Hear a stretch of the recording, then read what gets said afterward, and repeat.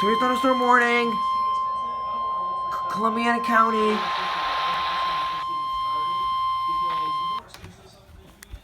What the, bro? Here we go. County, Columbiana, Ohio. The National issued a severe thunderstorm warning for northwestern Columbiana County and east central Ohio, Carroll County and east central Ohio, northeastern Tuscarawas County and east central Ohio until 10:15 p.m.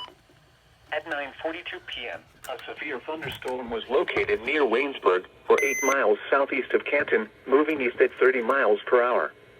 Hazard, wind gusts to 60 miles. Source, radar. Impact, expects damage to trees and power lines, resulting in some power outages.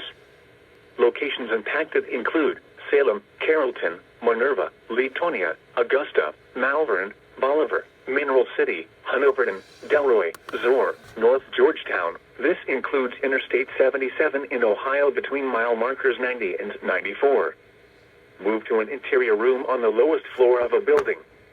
Please report severe weather by calling 412-262-1988, posting to the National Weather Service Pittsburgh Facebook page, or using Twitter at NWS Pittsburgh.